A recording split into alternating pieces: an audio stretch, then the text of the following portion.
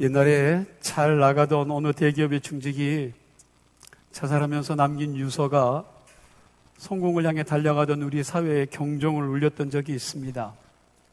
그분은 이름만 대면 알만한 최고의 학교들에서 학사와 석사와 박사 학위를 받고 대기업에 입사하고 최고의 엘리트로 코스를 밟으면서 최고의 승진을 하다가 최첨단 기술을 필요로 하는 그런 분야에서 실력을 인정받는 그런 분이었고, 또 남들에겐 꿈으로만 존재했던 상과 명예와 그에 준하는 예우들을 제공받게 됩니다.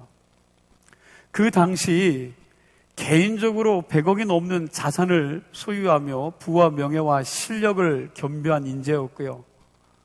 한국 사회에서 상위권 중에서도 0.1% 안에 해당되는 그런 삶을 살았다 해도 과언이 아닐 정도로 많은 사람들로부터 부러움을 산 사람입니다.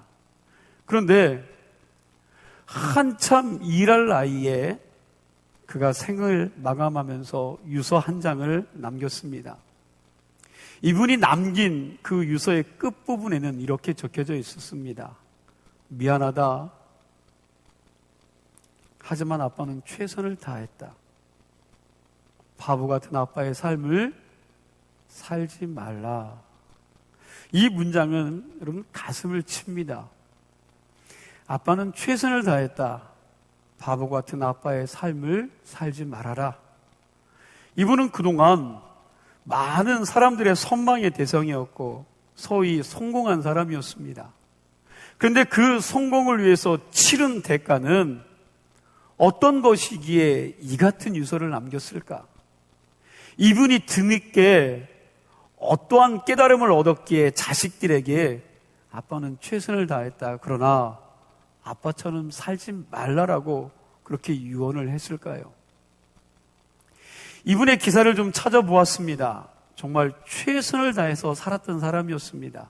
하루에 2시간도 채 자지 않고 성공을 위해서 뛰고 달렸던 것 같습니다. 그러나 그것이 참된 행복을 만들어내지 못했나 봅니다. 그것만으로는 뭔가가 부족했나 봅니다. 뭔가가 더 필요했던 것 같습니다. 그게 뭘까요? 여러분들은 알고 계십니까? 비록 상위 1%는 고사하고 50%도 안 되는 평범한 삶을 살아도, 아니 평범을 바랄 만큼 열악한 상황 가운데 살아가고 있어도 너희들은 나처럼 살기를 바란다 하고 유언할 수 있는 그 무엇인가 여러분들은 소유하고 있으십니까? 복음성가 중에 매일 스치는 사람들이라는 그런 송정미 씨가 부른 찬송이 있습니다. 원래 제목은 주가 필요해, 목자가 필요해 라는 그런 찬양입니다. 제가 이 찬양 가사 1절을 읽어드리겠습니다. 한번 잘 들어보시기 바랍니다. 매일 스치는 사람들 내게 무엇을 원하나, 공허한 그 눈빛은 무엇으로 채우나, 모두 자기 고통과 두려움으로 가득, 감추어진 울음소리 주님 들으시네. 그들은 모두 주가 필요해, 깨지고 상한 마음 주가 여시네. 그들은 모두 주가 필요해, 모두 알게 되리 사랑의 주님. 그들은 모두 주가 필요해. 이 가사가 우리에게 많은 의미를 줍니다. 세상 모든 사람들은 이렇게 생각하고 삽니다. 좀 더 높은 자리에만 올라가면, 좀 돈을 조금만 더 벌면, 땅 몇 평만 더 있으면, 좀 더 큰 집이 내게 있으면 행복할 수 있을 것이라고 생각합니다. 그러나 사람들에게 정말 필요한 것은 돈도 아니고 조금 더 큰 집도 아니고 좀 더 높은 자리도 아닙니다. 인생에게 정말 필요한 것은 인생을 지으시고 인생의 진정한 행복의 길을 아시고, 그리고 인생들을 행복한 길로 인도하실 수 있는 전지전능하신 하나님이 필요한 줄로 믿습니다. 그들에게 필요한 것은 하나님이십니다. 하나님이 필요합니다. 세상 모든 사람들에게 필요한 것은 인생 항해 길을 잘 인도할 수 있는 능력 있는 선장이 필요합니다. 방황하는 인생길에서 앞길을 잘 인도할 참된 목자가 필요한 것입니다.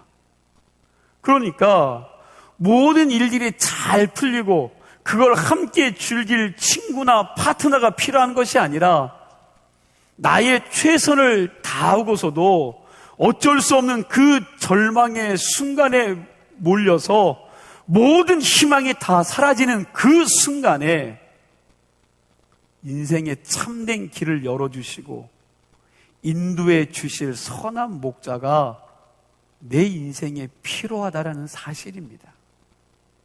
우리는 인생의 길이 평탄할 때는 내가 내 인생의 주인인 것처럼 착각하고 살아갑니다. 내가 누리고 있는 이 모든 행복을 내 손으로 거머쥐었다고 착각하고 그리고 이 행복이 영원히 지속될 것처럼 생각하고 살아갑니다.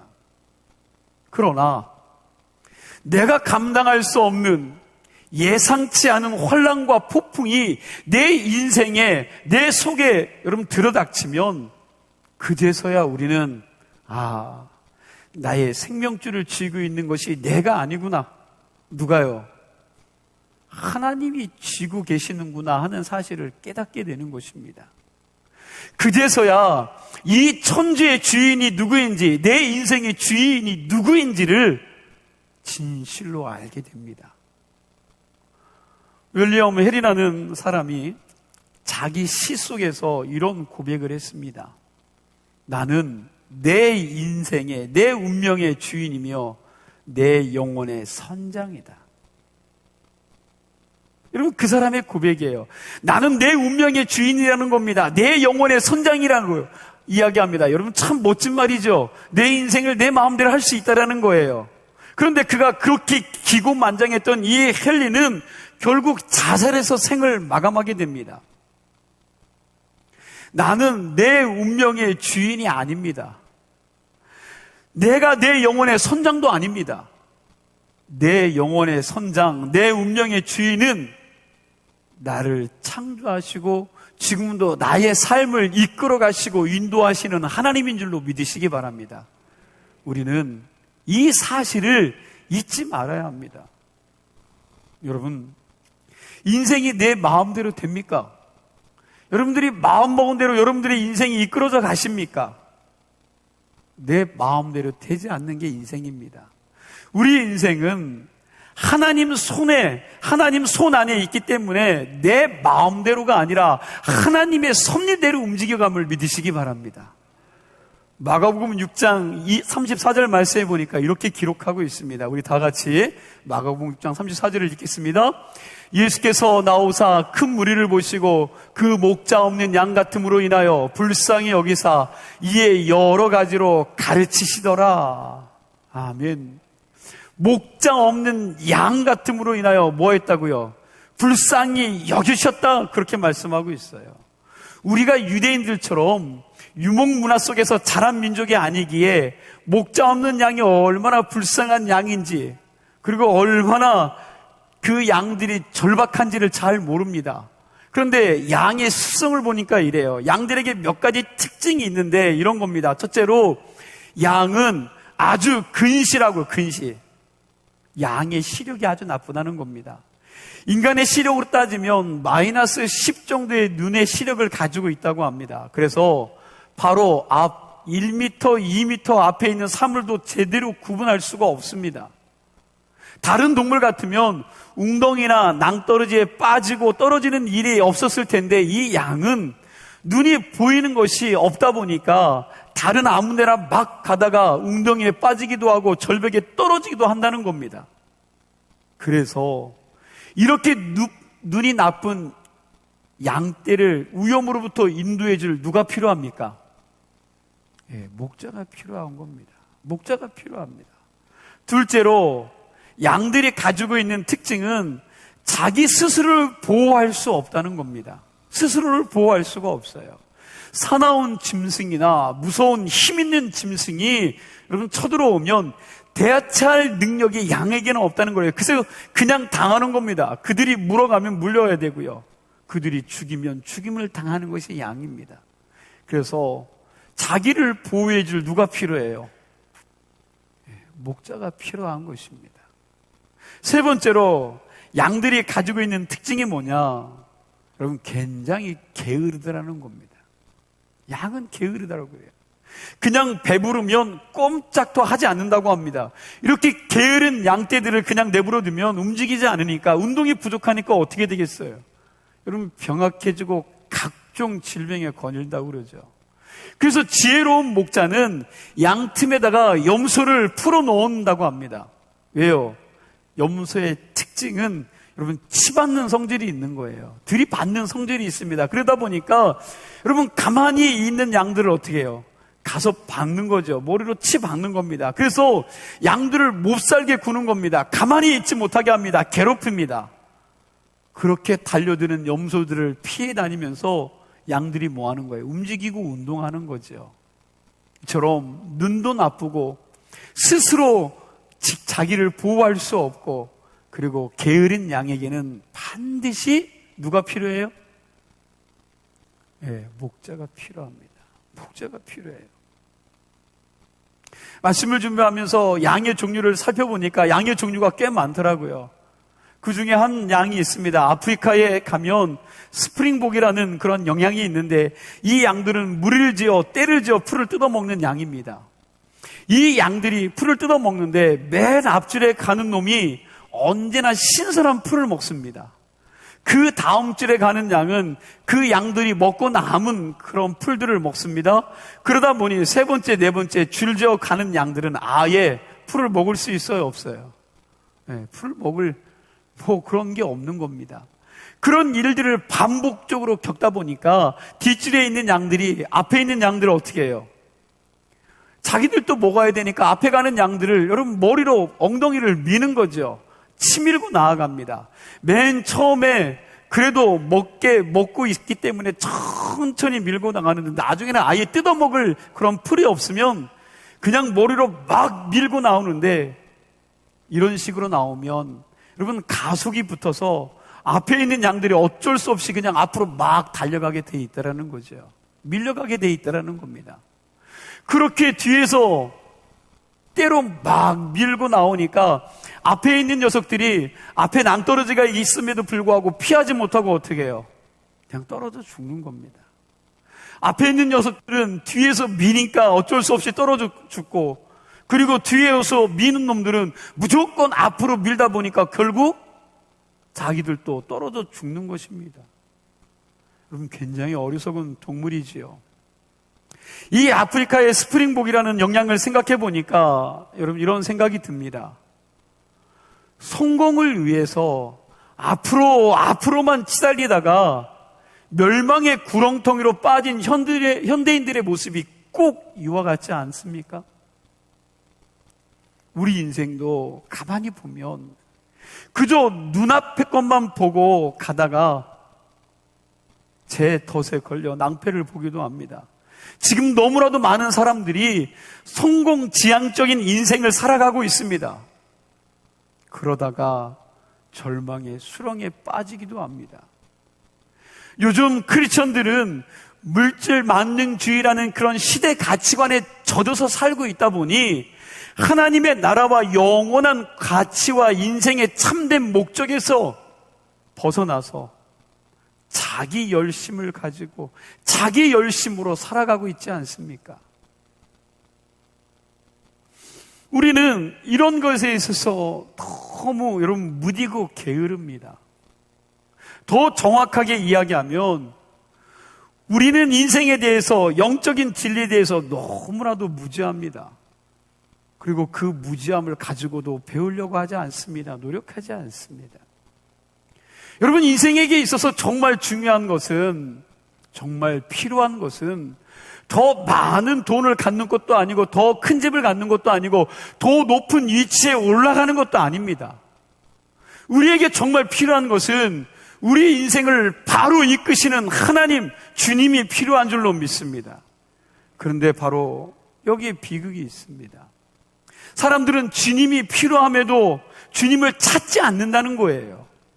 그 이름을 부르기만 해도 달려와서 우리를 도와주실 텐데 그 이름을 부르지 않습니다. 그분 앞에 나오지 않아요. 그 문제를 가지고 혼자 끙끙거립니다. 이게 여러분 오늘날 크리스천들의 문제입니다. 사람들은 누군가의 도움이 필요하다는 것을 인정하기를 참 싫어해요. 그래서 안부를 물을 때에도 요즘 어떠세요? 라고 그렇게 물으면 뭐라고 말합니까? 괜찮습니다. 좋습니다. 평안합니다. 그렇게 이야기하죠. 그러나 실제로는 하나도 괜찮지 않죠. 편하지 않습니다. 좋은 것이 없습니다. 그냥 겉으로는 그럴듯하게 포장하고 꾸미며 사는데 속으로는 썩어 들어가고 있습니다. 힘들고 답답합니다. 괴롭습니다. 그러다 보니 요즘 현대인들이 표시하지 않는 가면 우울증이 많이 걸려 있다고 이야기합니다. 여러분, 진정한 용기가 뭡니까? 주먹 들어서 상대방 미운 놈 한 대 치는 게 진정한 용기입니까? 진정한 용기란 내가 잘못했을 때 잘못했다고 말할 수 있는 게 용기입니다. 내가 필요할 때 도와달라고 말할 수 있는 게 용기입니다. 그런데 우리는 그 어줍지 않은 그 체면 때문에 사람들은 고사하고 하나님 앞에서조차도 도와달라고 기도하지 않습니다. 그렇게 주님 앞에 나아가지 않는다는 겁니다. 여러분, 다윗이 왜 위대한지 아십니까? 다윗. 어떻게 보면 다윗만큼 실수를 많이 하고 다윗만큼 죽어 마땅한 죄를 지은 사람이 없을 것입니다.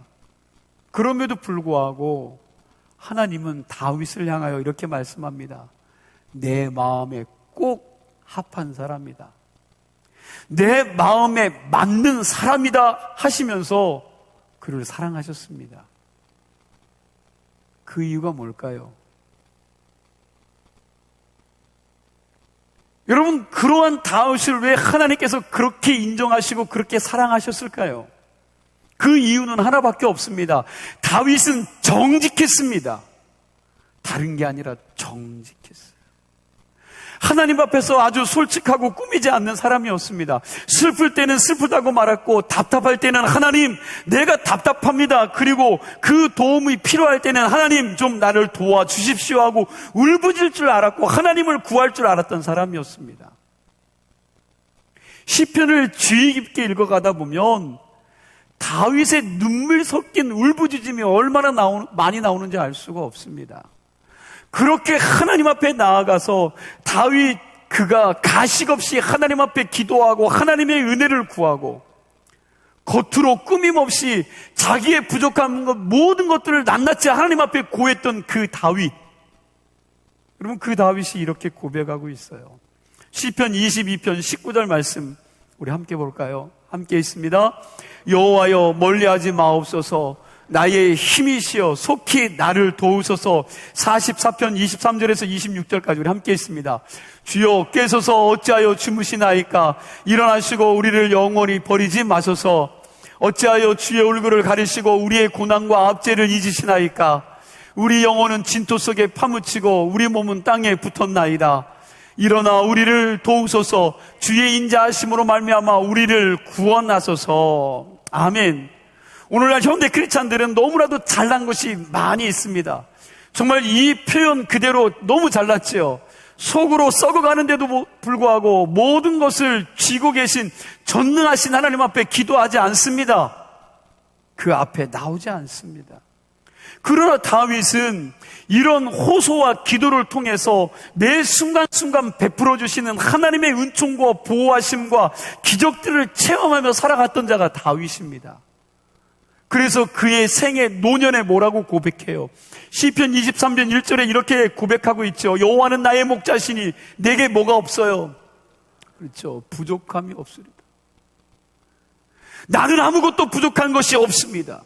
이게 다윗의 고백이에요. 그것도 노년에 고백한 겁니다. 바라기는 저와 여러분이 어려울 때마다 다윗처럼 하나님 앞에 나아가 그 은혜를 구하고 다윗과 같은 신앙 고백을 할 수 있는 믿음의 성도들이 되길 간절히 축원합니다.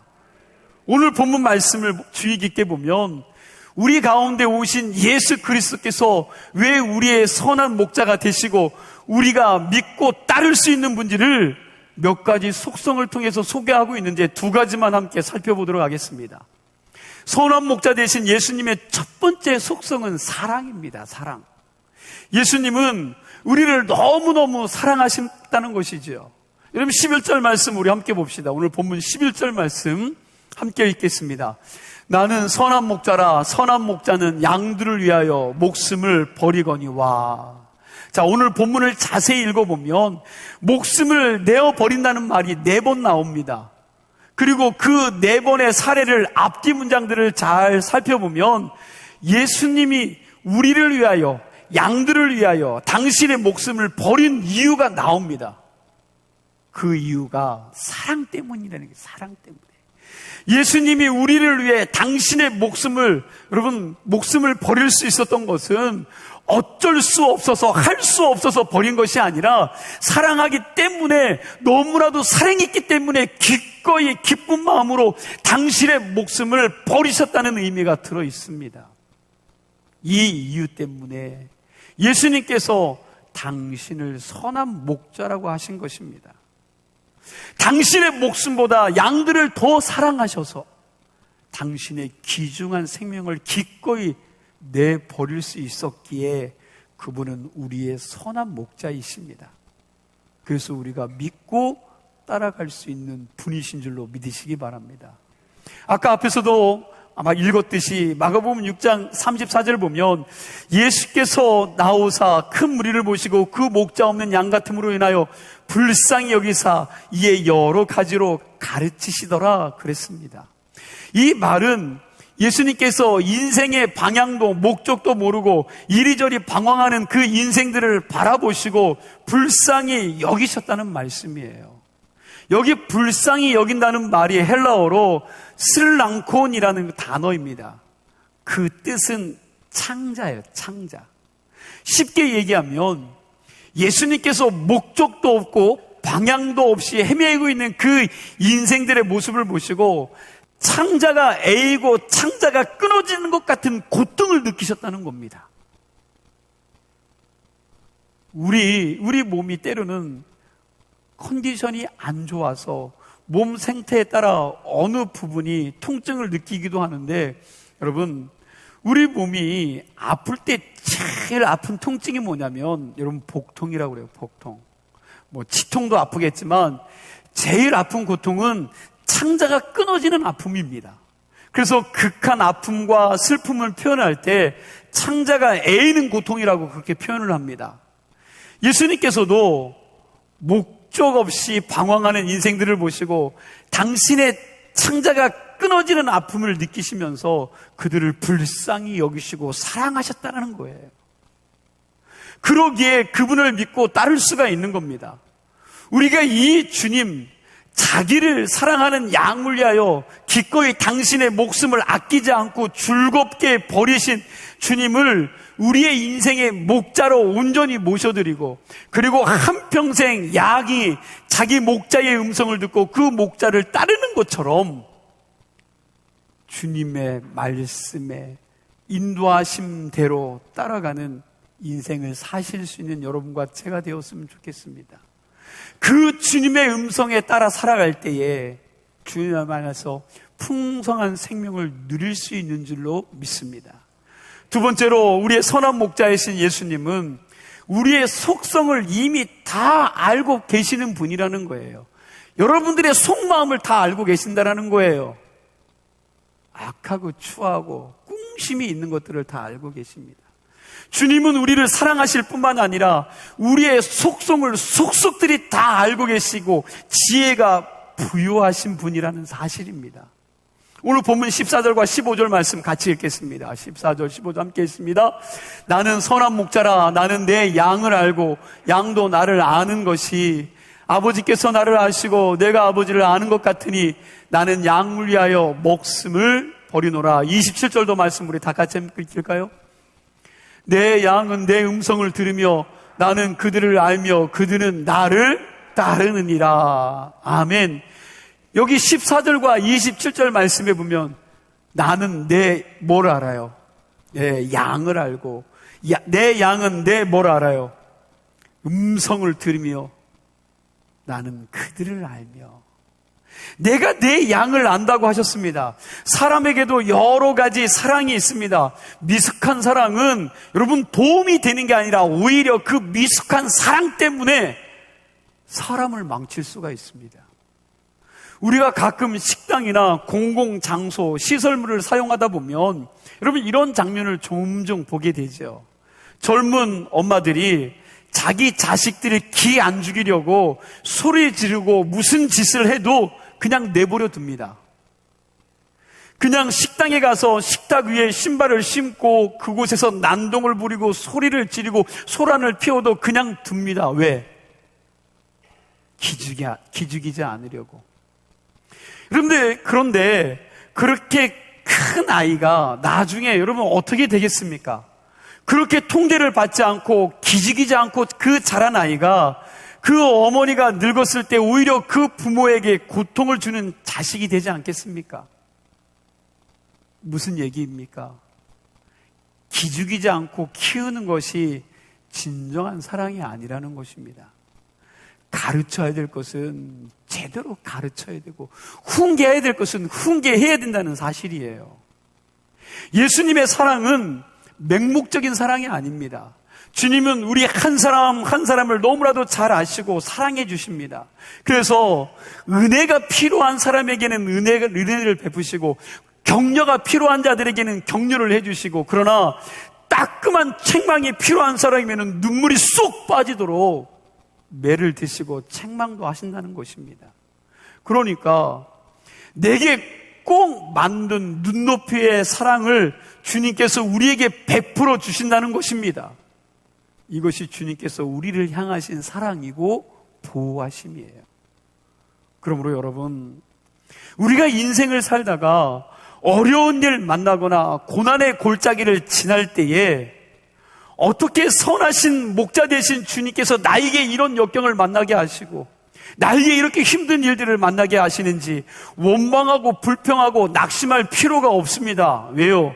중요한 것은 내가 얼마나 연약한 신앙인인지, 그리고 내가 얼마나 주님 앞에 바로 서지 못했으면 나를 이렇게 가장 잘 아시는 주님께서 이러한 시련과 고난과 이런 고통의 골짜기를 지나게 하셔서 나를 훈련시키시고 나를 교육시키시는지를 깨닫고 그 선하신 주님을 끝까지 신뢰하고 그분의 인도하심을 믿고 따르기만 하면 된다는 사실이에요. 우리에게 하나님은 은혜가 필요할 때 하나님께서 우리를 당신의 은혜로 인도해 주시지만, 그러나 매가 약이다 싶을 때는 사랑의 매도 되시는 분임을 믿으시기 바랍니다. 어떤 사람이 스위스를 여행하다가 어느 목장에 들렀습니다. 그 목장에 많은 양들이 있었는데 그 많은 양 중에 한 마리가 따로 한 군데에 누워 있는 것입니다. 가만히 보니까 아파서 누워 있는 거예요. 가까이 가서 보았습니다. 그랬더니 다리가 부러졌습니다. 이 여행자가 옆에 있는 목자에게 물었습니다. 아니, 이 양의 다리가 왜 부러졌습니까? 그러자 목자가 하는 말이 좀 충격적이었습니다. 내가 부러뜨렸습니다. 그 소리를 듣고 세상에 무슨 목자가 자기 양의 다리를 분지르는가 했는데, 이 여행자가 가만히 그 사연을 들어보니까 그럴듯합니다. 그 목자가 이렇게 말을 합니다. 내 양떼 중에 이놈이 제일 뺀질뺀질하고 속썩이면서 말을 안 듣는 놈입니다. 어디로 인도하면 제일 안 따라오고, 그리고 풀밭에 많은 양떼를 풀어놓으면 다른 놈들까지도 엉뚱한 데로 끌고 가서 내가 이놈 때문에 골탕을 많이 먹었습니다.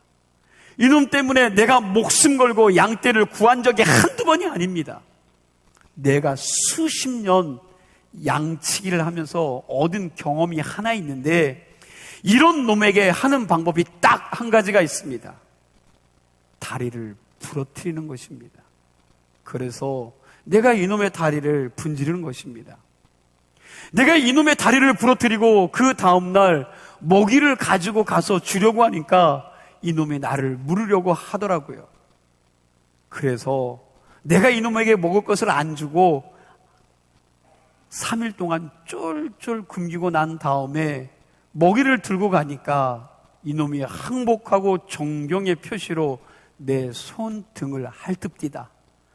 내가 지금은 정성껏 이 부러진 다리를 치료하고 있는데 내가 장담하건대 이놈이 치료받고 다 나으면 내 양 중에서 가장 제일 훌륭한 양이 될 것입니다.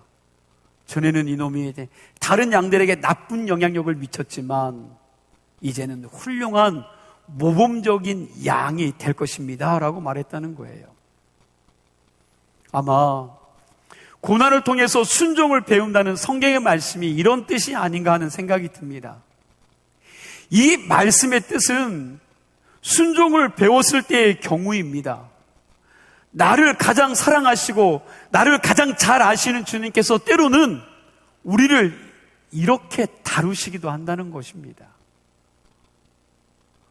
왜 인간관계가 자꾸 어렵습니까? 내가 그 약점을 가지고 있기 때문에 나를 훈련시키시는 것입니다. 왜 물질에 자꾸 시험이 듭니까? 내가 돈 문제에 대해서 정확하지 못하기 때문에 하나님께서 나를 훈련시키는 건지도 모릅니다. 왜 자꾸 이성 문제에 시험이 들고 어려움이 생깁니까? 나에게 그 부분이 연약하기 때문인 것입니다. 우리는 나를 너무나도 잘 아시는 주님을 나의 목자로 온전히 의지하고 그분이 나를 어떻게 다루시든지 그대로 나를 맡겨드리며 그분이 인도하신 대로 따라갈 수 있어야 될 줄로 믿습니다. 빙점이라는 유명한 소설을 쓴 일본의 미우라 아야코라는 작가가 있지요. 이 작가가 1999년에 죽은 것으로 알고 있는데 미우라 아야코라는 이분은 한평생 동안 온갖 질병을 다 안고 산 불행한 여인이었습니다. 정말 오랜 세월 동안 병치레하면서 살았습니다. 잠시도 건강한 적이 없었습니다. 이 여인의 병명들을 기록한 것을 보니까 암도 있었고요, 파킨슨병도 있었고 각기병이라는 것도 있었고 무슨 류마티도 있었고 하여튼 여러분 5가지 이상의 치명적인 질병을 가지고 그 몸에 평생 짊어지고 살아간 사람입니다. 그럼에도 불구하고 이 여인은 하나님을 사랑했고요, 이웃을 사랑했고 그리고 자기 민족을 사랑하려고 부단히 애썼습니다. 그래서 미우라 아야코의 죽음의 소식을 듣자마자 전 세계에서 사람들이 몰려와서 그녀의 기념관을 짓자, 그리고 그녀의 신앙을 본받자고 했다고 합니다. 미우라 아야코가 한평생을 그 약한 몸 때문에 아프고 힘들게 살았음에도 그 가운데 그가 늘 입에 달고 살았던 시가 있습니다. 시. 이 시는 미우라 아야코가 쓴 시가 아닙니다. 누가 썼는지 모르는 작자 미상의 시인데 여러분 제가 읽어드릴게요. 잘 들어보세요. 아프지 않으면 들리지 못할 기도가 있다. 아프지 않으면 믿지 못할 기적이 있다. 아프지 않으면 접근하지 못할 성소, 거룩한 성소가 있다. 아프지 않으면 우러러 베지 못할 성한, 거룩한 얼굴이 있다. 아프지 않으면 나는 인간일 수조차 없다. 그러니까 여러분 시는 인간의 고통을 깊이 경험하면서도 그 고통을 통하여 참된 인생의 의미를 깨닫고 그리고 참 하나님과 그 목자 되신 예수 그리스도를 만나는 특별한 은혜를 적어 놓은 시입니다. 어떤 사람이 미우라 아야코의 한평생을 돌아보면서 그의 작품의 세계를 이렇게 한 줄로 여러분 소개했습니다. 이렇습니다. 인간의 끝없는 죄, 그리고 하나님의 무한하신 용서. 사실 빙점이라는 소설은 이 미우라 아야코의 자기의 고백적인 소설입니다. 인간의 끝없는 죄, 하나님의 무한하신 용서, 그러니까 어쩔 수 없는 이 인간의 연약함과 허물과 무능함과 게으로움 속에 우리의 목자 되신 하나님의 선하심과 인도하심과 간섭하심이 있었다는 거예요. 이게 미우라 아야코의 작품의 핵심이고 신앙 고백이었다는 것입니다. 여러분, 결론을 맺습니다. 저와 여러분들에게는 우리의 영혼의 목자 되신 예수 그리스도가 필요합니다. 매 순간순간 그분이 우리를 돌봐 주시지 않고 인도해 주시지 않는다면 내가 누구보다도 행복하고 깨끗한 삶을 사는 것 같지만 내가 언제나 타락하고 허물어질 수 있음을 여러분과 저는 기억하셔야 돼요. 이 사실을 철저하게 인정하고 우리의 선한 목자 되신 예수 그리스도 그분을 내 인생의 목자로 온전히 모셔드리고 그리고 선한 목자 되신 주님의 인도하심과 보호하심 가운데 사심으로 여러분들의 가정과 직장과 일터 속에 하나님이 함께 하시는 은혜가 늘 충만하게 임하기를 주님의 이름으로 축원합니다. 기도하시겠습니다.